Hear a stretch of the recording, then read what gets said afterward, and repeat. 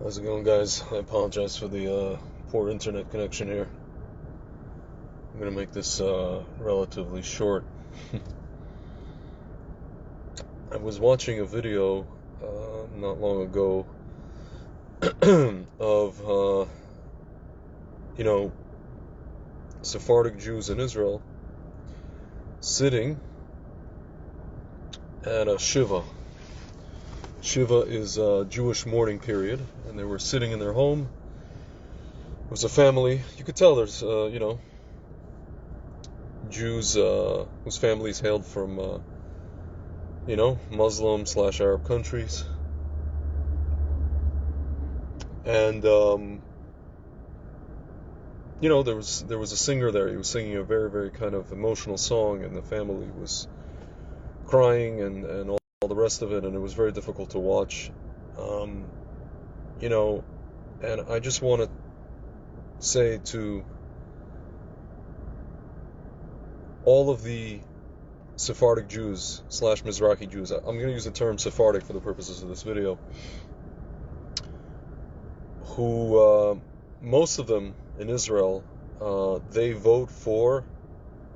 have been voting for Netanyahu for various reasons, Sometimes you'll hear them, when Netanyahu goes to the market, in Jerusalem, you'll hear them chanting, Rak Bibi, only Bibi, only Bibi.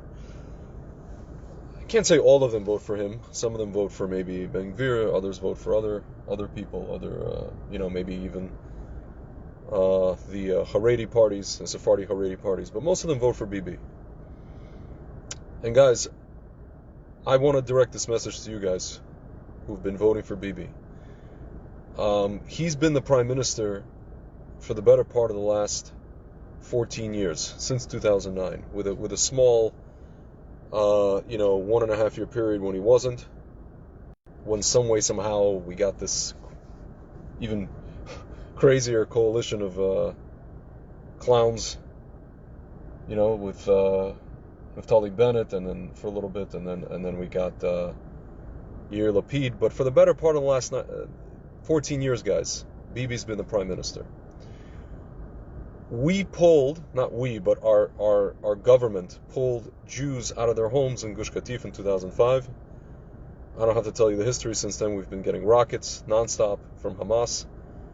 At some point we got this thing called Iron Dome, and I guess we've been intercepting these rockets, and every so often we have a skirmish with Hamas.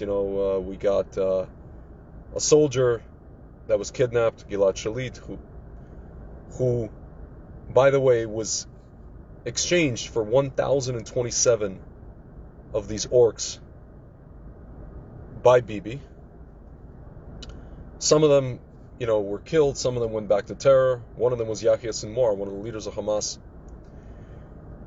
And so, guys, my point is that, and again, I'm directing this towards my Sephardi brothers and sisters.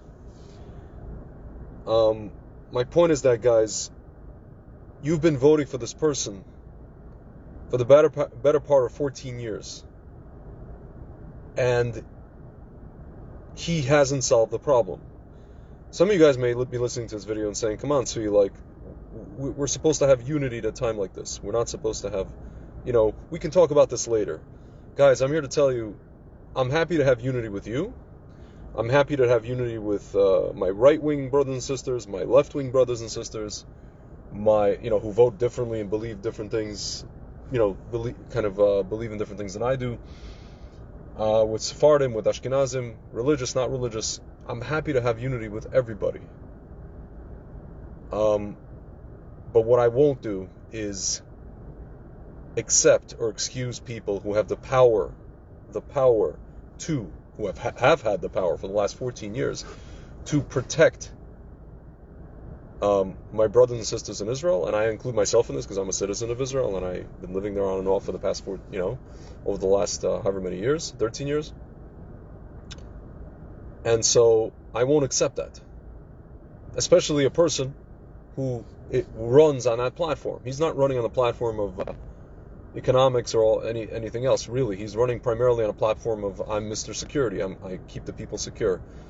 My friends, this person has had the power the ability to secure you, and for the better part of the last however many years, he has not. You could say, oh, Iron Dome, My friends, Iron Dome renders Israel as a vassal state, as a, almost like a puppy state of America and of other foreign powers. So I say to my Sephardic Jewish brothers and sisters in Israel, guys, I honestly hope that Mashiach will come immediately, and we won't have to have this war that's impending. We have Yemen sending missiles, we have China sending 6 ships to the Mediterranean, we have America already sent ships to the Mediterranean. We have nations that are flexing their muscle. We have nations that are literally rattling their sabers at the moment. And I hope we don't have to have this war. I hope Mashiach comes. But in God forbid, in the event that Mashiach doesn't come, I hope you guys will vote for people who actually will do what's necessary to protect the Jewish people in Israel, and not allow these orcs to fire missiles over and over again, to kidnap soldiers over and over again. And finally, we got to a point where, look what happened. That was, whatever happened, however you believe it happened, and I have my own kind of ideas, but whatever it was inevitable, right? It was inevitable. And it didn't have to be this way. And so you guys, and I'm saying this with all due respect, the person that most of you guys have voted for over the last however many years, at best he has failed. I'm not going to say what I think he has done and what his intentions are. I'm just going to say that he has failed, and you guys continue to vote for him. I don't know why. And I'm telling you guys, he doesn't care about you. Not to say that any politician cares about people in particular, but at the very least, if you're claiming to have the ability to do something and you don't do it, there should be a time limit on how long you can stay in power. 3 years, 4 years maximum. Not 12 and a half years. Not the better part of 14 years. That is just insane.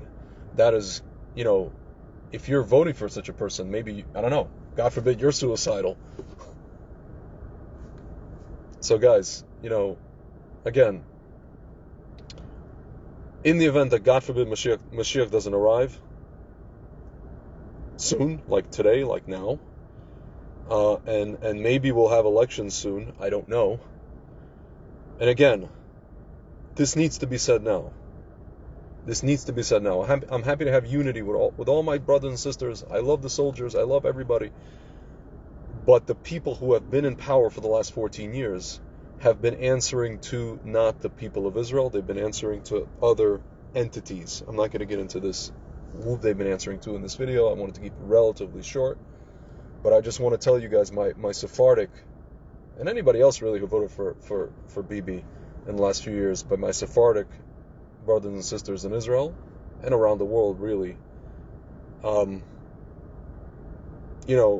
next time we should vote for someone who actually understands what we're up against and who actually will do the job. And not to say that he doesn't understand, but for whatever reason he hasn't done the job. He has not. To the point where we got to this,